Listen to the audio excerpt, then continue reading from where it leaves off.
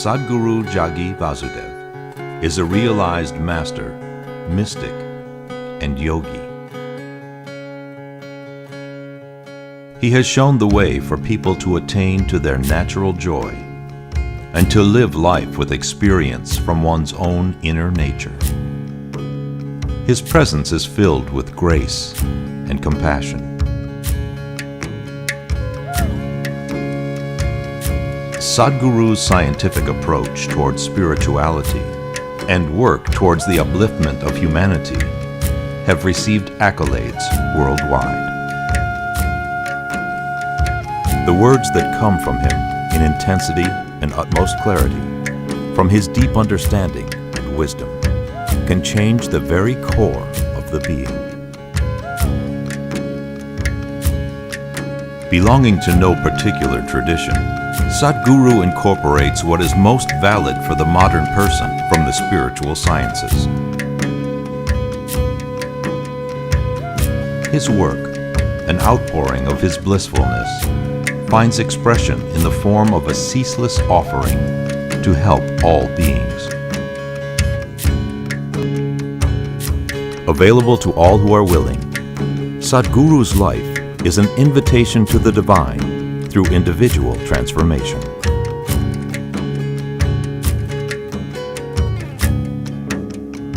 Welcome to the silent revolution of self-realization.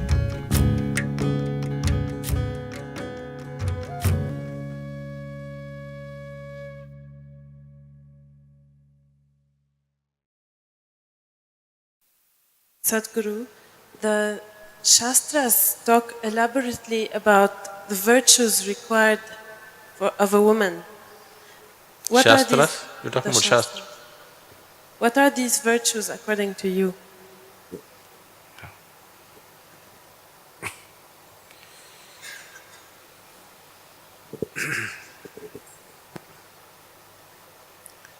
What virtues Shastras describe or demand out of a woman were pertaining to a certain time in history.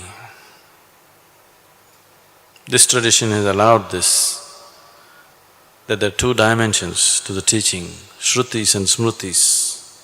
One is eternal, unchanging, another should be constantly evolved from generation to generation. So going by virtues or moral codes which were prescribed thousands of years ago may be just out of place today. But the basic virtue for any human being, whether it's a man or a woman, I don't see separate virtues for men and women. The basic virtue for any human being is to be true to himself. When somebody is really true to himself, then functioning in the world is just a question of adjustment. Adjusting to the situations that we have chosen to live.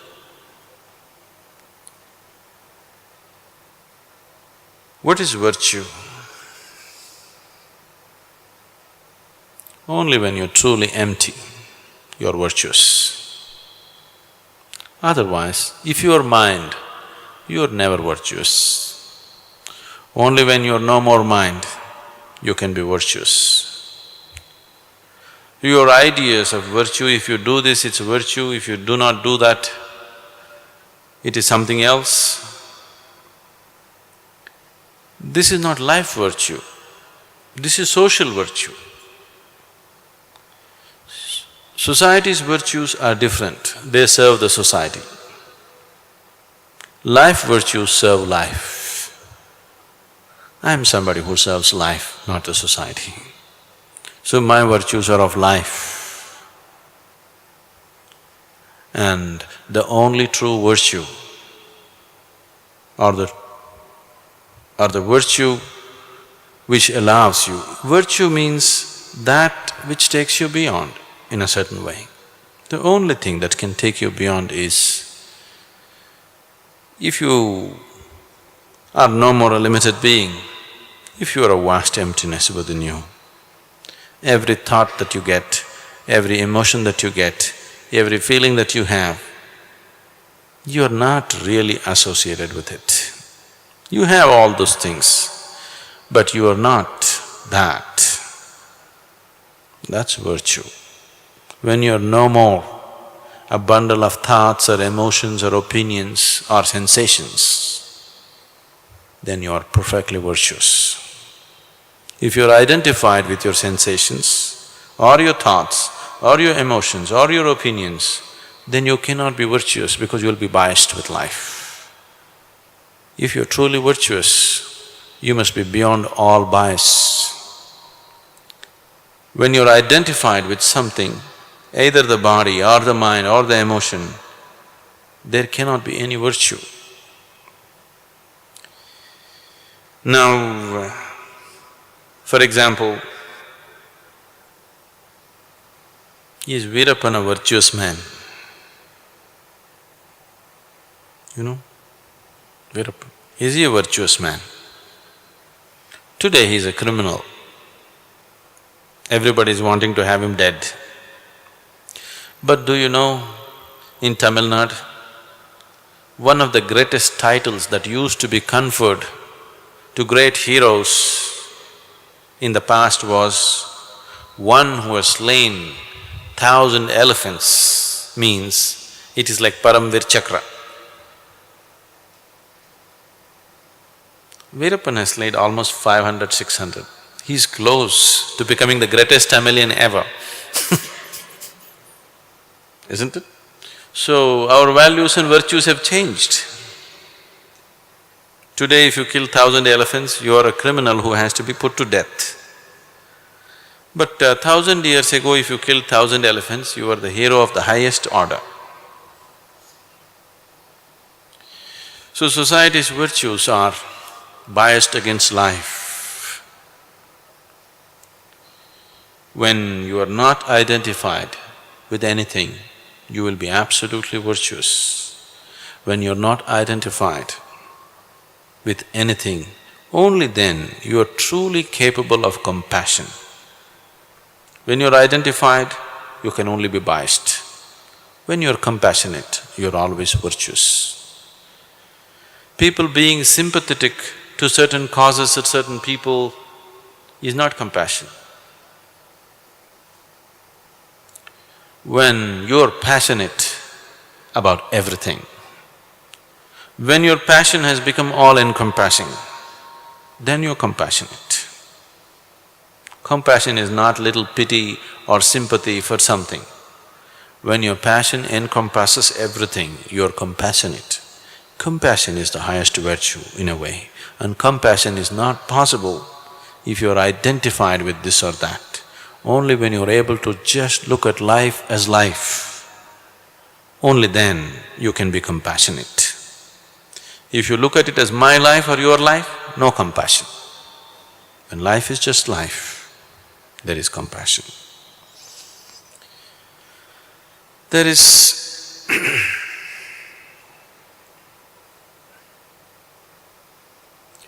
see, today everything that we do, even the so-called good causes, people who take up good causes are happening with identification.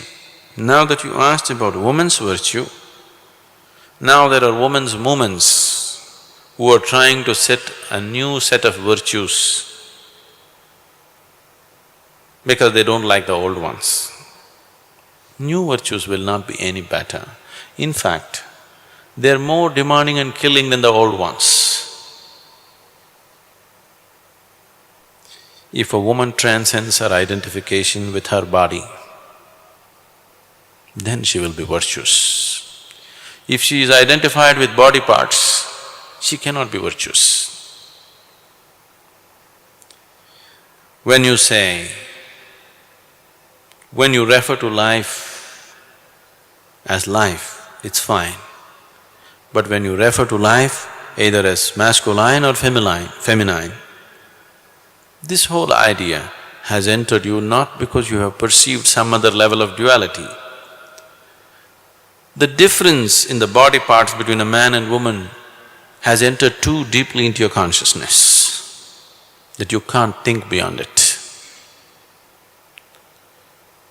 I know everywhere people are talking about women's issues.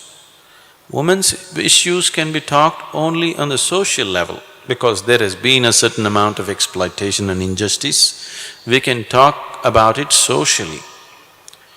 But individually, there are no women's issues. You should not carry your manhood or womanhood 24 hours of the day, it's not necessary. You can just be a being. Certain times of your life, certain situations in your life, you need to be a man or a woman, that's fine. But rest of the time, why do you want to be identified with a few body parts all the time? If you must be identified with some body part, I would suggest a brain would be better instead of reproductive organs. So there's no separate virtue for women. Virtue is for all human beings, and compassion is always the highest virtue. Compassion means including everything in your passion. When the whole existence is involved in your passion, you're compassionate. Sadhguru, for a woman who is married, who has her husband and children to take care of, can she pursue a spiritual path? I mean, is it necessary for her?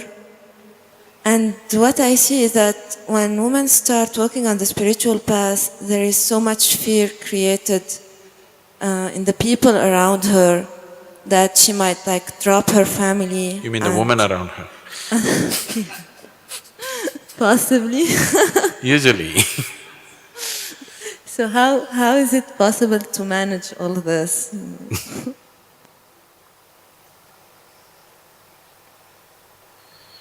So,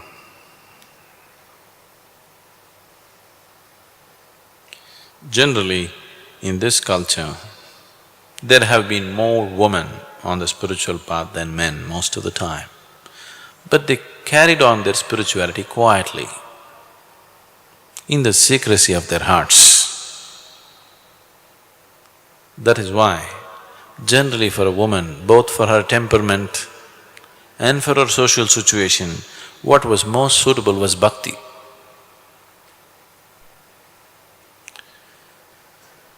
So she pursued her bhakti in her heart, nobody in the house need to know.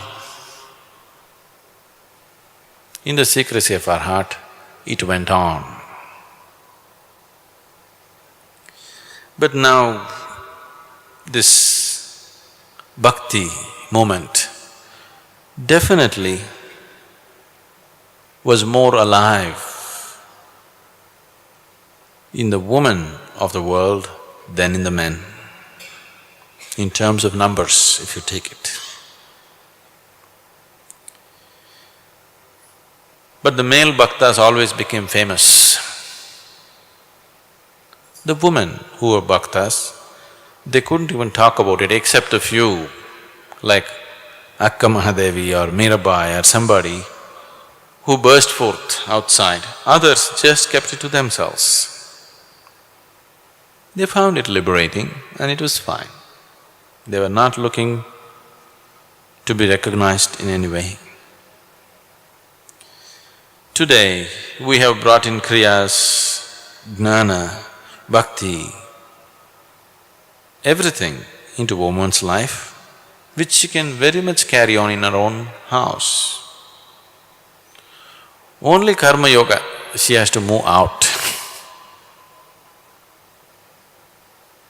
Otherwise, all the other three dimensions she can carry on within the house without anybody knowing about it. Except when she does kaka in the morning, little problem, you know. Rest of the sadhana, nobody need to know. So, when the social situation or the family situation is not conducive, if it is not conducive, it's not so for every woman. For some, it is not conducive. If it is so, you just have to handle it tactfully. And that is so for man also. It is not that man is free from it. There are many families where women are stopped from even meditating. There are also many families where men are stopped from meditating. But when a woman is stopped from meditating, she can easily come here and cry before everybody. My husband doesn't allow me to meditate. But if a wife is stopping the husband from meditating, he cannot even cry before everybody, my wife is stopping me from meditating, he will just sit quietly. Once you walk the spiritual path, whether you're a man or a woman, people around you tend to feel insecure and tend to try to stop you. So they try to create some situations, in turn a little bit of suffering because people don't understand and, those unpleasant situations.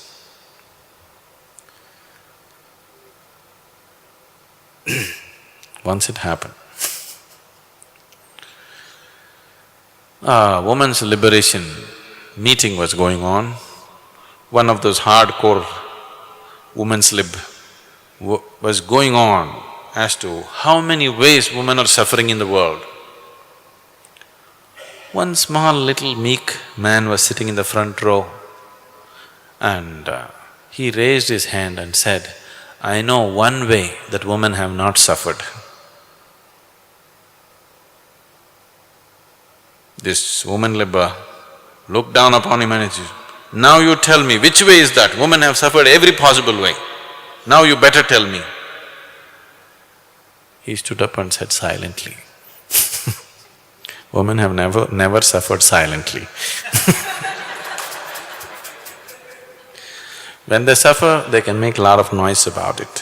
When man suffers, he cannot make noise about it because he feels ashamed of that also. He suffers that also. A woman would feel relieved complaining about her situations, that somebody is stopping her from doing something.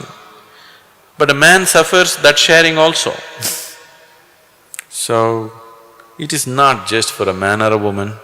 Once you walk the spiritual path, whether you're a man or a woman, people around you, if they are not mature enough, they will get insecure.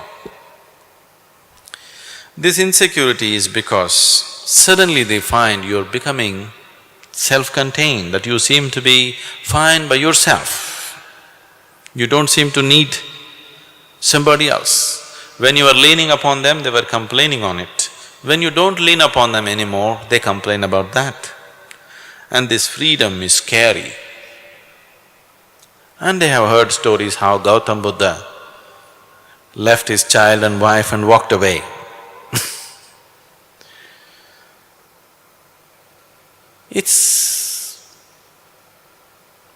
It's very much a part of one's growth to look beyond these things, to manage these things tactfully and go beyond that. If the situation is so crude that it is becoming very, maybe sometimes even violent, physically violent, then one has to see what to do about it. Which you anyway look at it, whether this situation comes because of your spiritual sadhana or you want to go to the cinema or whatever.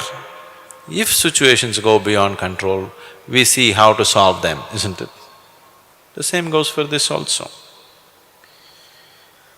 Now, women walking spiritual path, I want you to understand, once you're on the spiritual path, you must forget that you're a woman.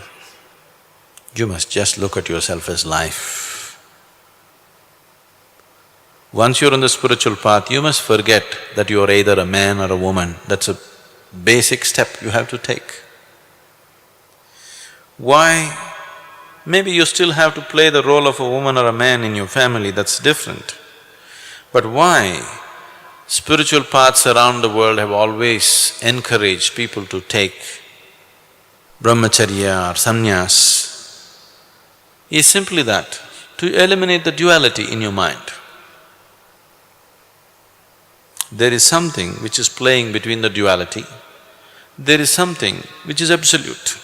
Spiritual path means you're tending to go towards the absolute.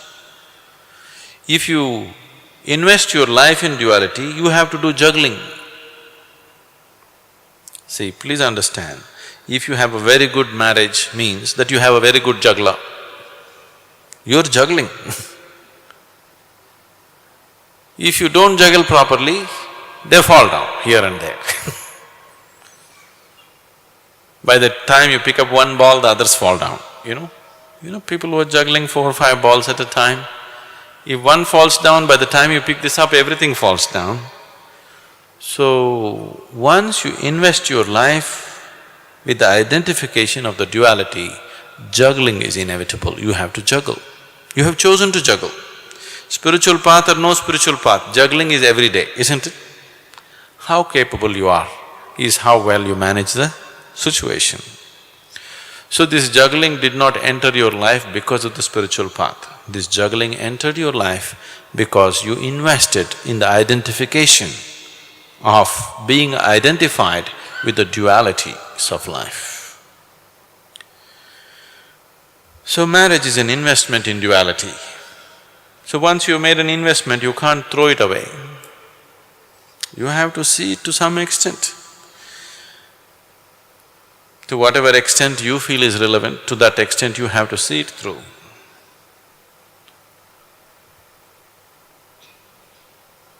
So, people around you bothering you, but unfortunately, in most homes, at least in the Indian homes, I think, it's the woman, the other woman in the family who are the biggest problem, isn't it? Generally it is so. So what I'm telling you is the problem is not because you're a man or a woman. The problem is just that you're doing something by yourself without involving other people. So it's best you enroll all of them for yoga program. It's best that the whole family is walking the spiritual path. Then it'll be easier. But it may not be always possible. So then we have to juggle. Some female spiritual leaders have said that it is better for a woman to seek a female guru. Is it so? It's better. They say that? Okay.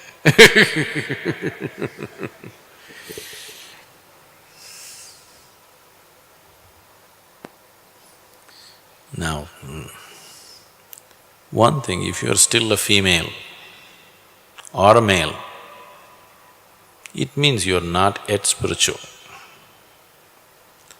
And especially if you're still seeing a guru as a male or as a female, you have no possibility. You are still not able to disidentify yourself with your body parts, it's okay. If you're still identifying your guru also with his body parts or her body parts, then you just don't know what it is. This is coming from absolute ignorance. This is a reaction to thousands of years of being downtrodden. Socially may be correct, spiritually not relevant. If you look at your guru either as a man or a woman, you'll miss the whole point.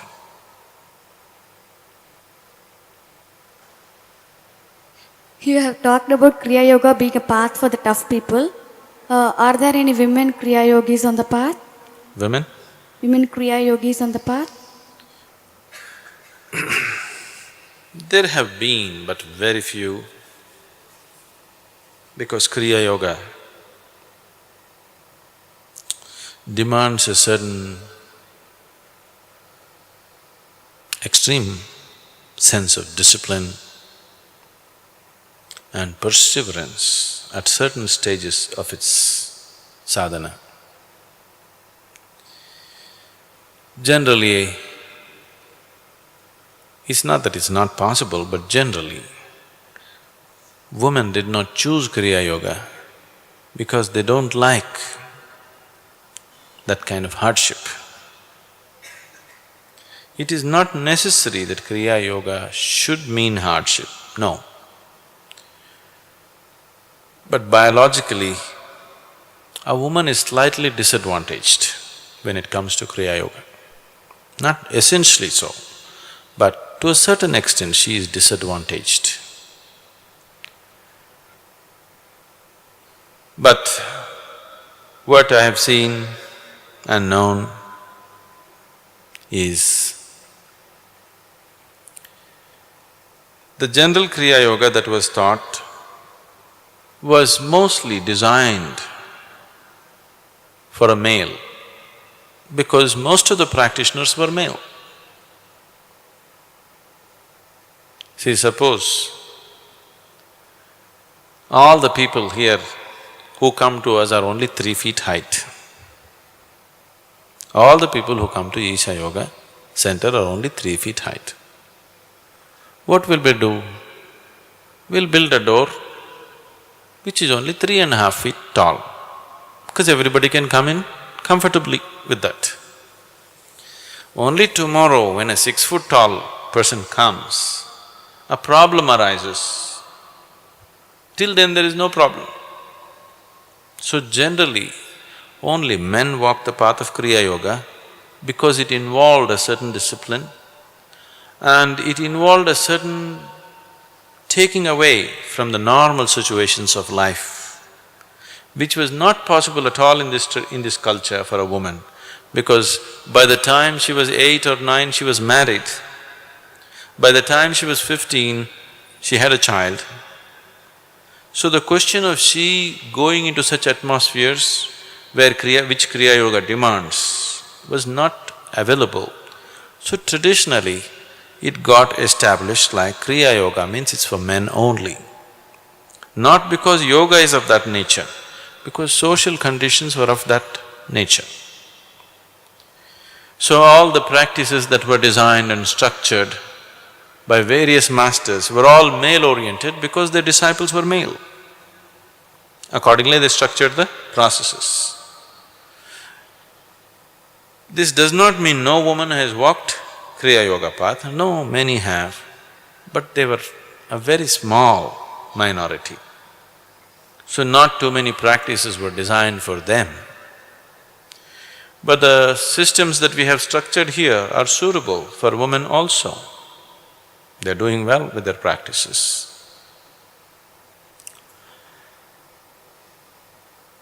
So can a woman walk Kriya Yoga? Yes, she can. But if she wants to walk Kriya as 100% path, she's slightly disadvantaged. She's come with a little handicap. So she needs little extra effort if she's willing to do that. But it's always best if one wants to progress, to mix all aspects of life, to create a proper combination of these 4 dimensions of jnana, karma, kriya and bhakti. And in a woman generally, the emotional dimension in him, in her is more dominant than other dimensions. It's good to make use of that. Why give up an advantage and take up a handicapped position? It's better to make use of the advantages that she has. What I see is, if she has a little bit of bhakti in her, then her kriyas just get fired up so easily. If she has no bhakti in her, to move her energies with kriya becomes very difficult for a lot of women. So it's better to make use of that. A man would be more comfortable generally. This is not 100%. Generally, what you refer to as masculine is more comfortable with jnana and kriya and karma. A woman is more comfortable with bhakti and kriya as a combination rather than jnana and kriya as a combination. But that's not true with every woman or every man. It people, oscillate between the two. We are offering Kriya Yoga to women, we are not making any distinction. But if people raise to a certain pitch of practice, then I would also prescribe different types of practices for men and women. Because certain practices which have come traditionally are not suitable for women. It will not be conducive for their biology. To get into such practices, it will disturb the system. So accordingly, a practice can be structured. It is not that the masters of the past did not want to create practices for women. They did not because there were no women among them, that's all. Dear Sadhguru, many spiritual leaders have prohibited women from wearing Rudraksha. But here I see many women also wearing Rudraksha. How is this? Because there are no spiritual leaders here.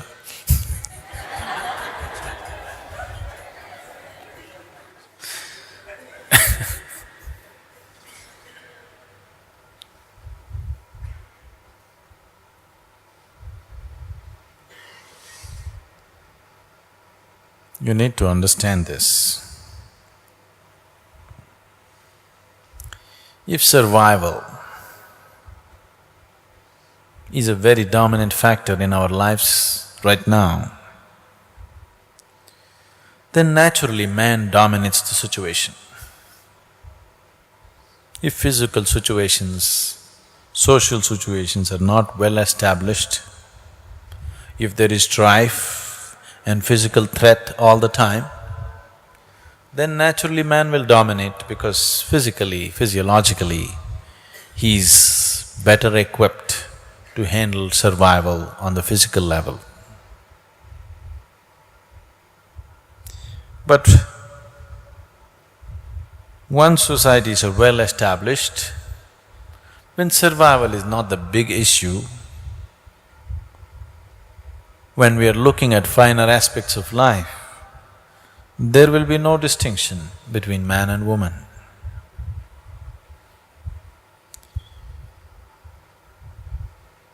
And unfortunately, the so-called spiritual leaders always wants to keep the strife in the society on for so many reasons.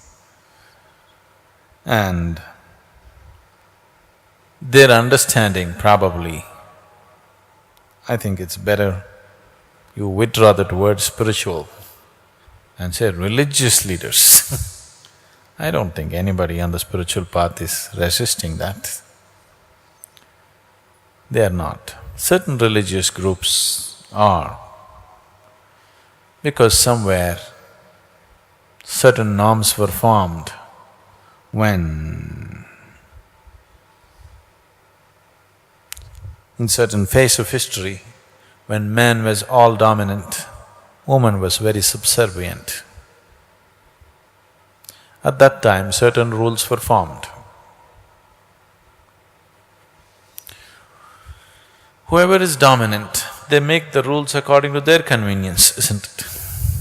Always. Unfortunately, that's been the history of humanity. Whoever is dominant makes rules according to his convenience. Very few people in the world have thought of everybody's well-being, of every creature's well-being. A very small percentage of people, a very small percentage of humanity has thought and felt about every life as themselves and formed norms and rules as it is necessary for everything around them. Otherwise, most humanity has always formed rules as it's convenient for them, not for somebody else.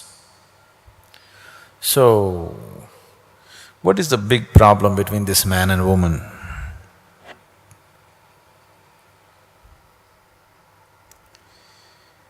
They've just forgotten that they're the same species, that's one big problem.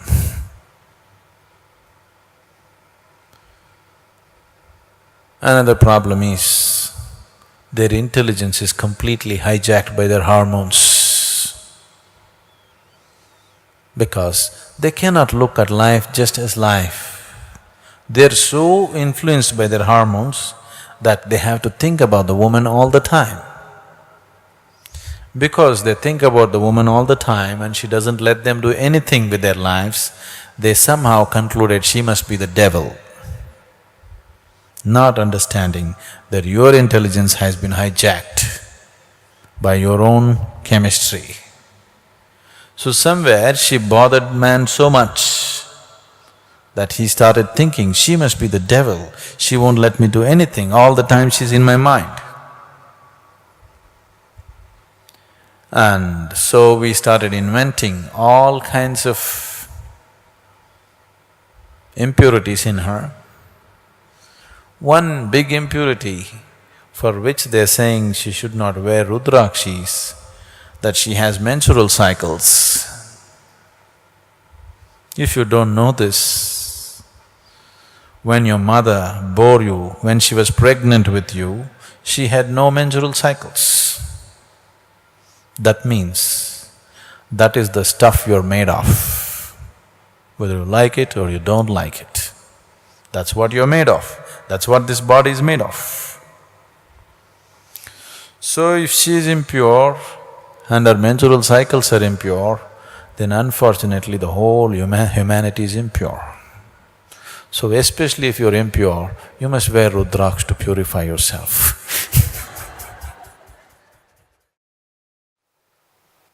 Sadhguru, what are your views on adultery? How does it affect one spiritually? If there is no love in your heart, you are anyway an adulteress. For convenience and comfort, if you have given yourself to any aspect of life, not necessarily a man or a woman for that matter, without love in your heart, if you have given yourself to any aspect of life, you are an adulterer, isn't it?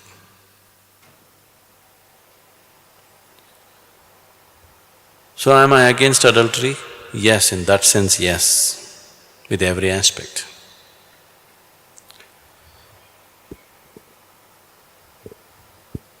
But if you're talking about what is considered socially as adultery,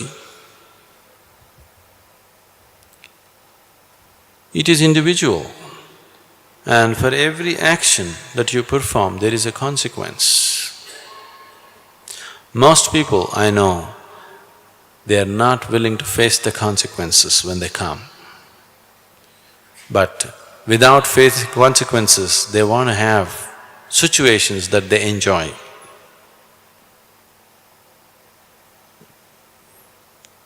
Then anybody who is not willing to joyfully accept the consequences that come to them for whatever actions they perform is just a fool.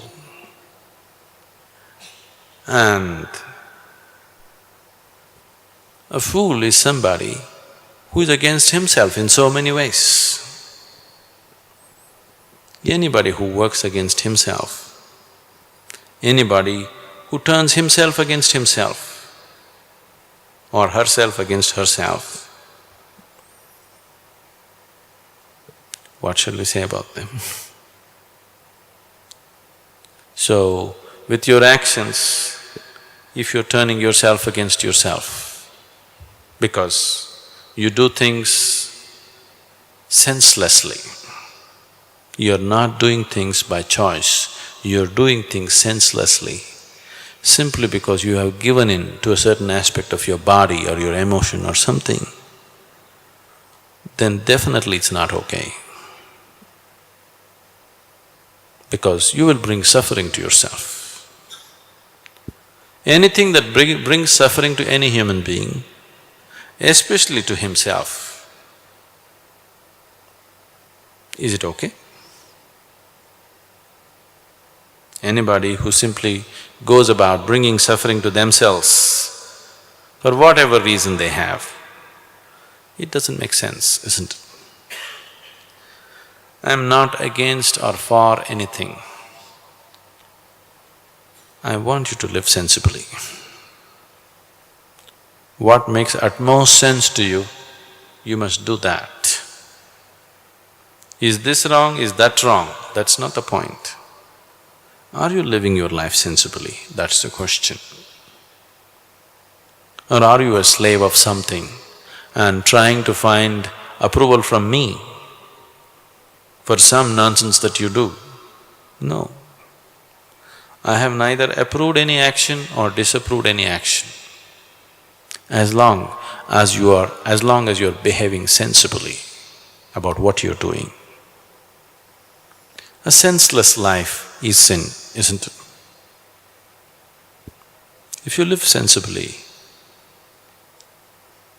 in a way that Creator will be proud of you, it's fine. If you've just given into either the ways of your body or your emotion or your mind and going against yourself, it's not sensible. So such senselessness, is it wrong? I'm not even saying it's wrong, it's just very limited and stupid. I have never termed anything right or wrong in my life. But anything that's limited and stupid is not worthwhile, that's all. So I would say adultery is not worthwhile. Is it right or wrong? Who am I to pass a judgment on anything about life? I don't pass judgments about life, but it is stupid and limited to do anything which causes suffering to yourself. It is stupid and senseless to give in to something which seems to be everything today and tomorrow it will make you feel like a fool, isn't it? It's stupid to give in to something which makes you think today it's everything and tomorrow morning it makes you look like a fool to yourself, not to somebody else. That is a senseless way to live. You must live in such a way with so much sense that God should be envious of you. If you show such sense, there's no right and wrong with your life. If you don't have such sense, everything is wrong with your life.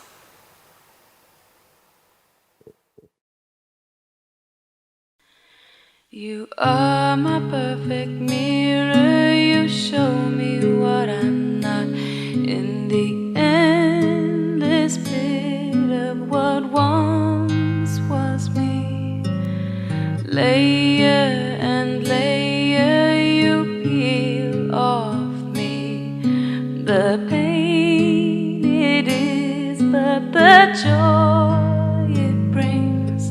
So thank you for showing me what I'm not, for showing me what I could be.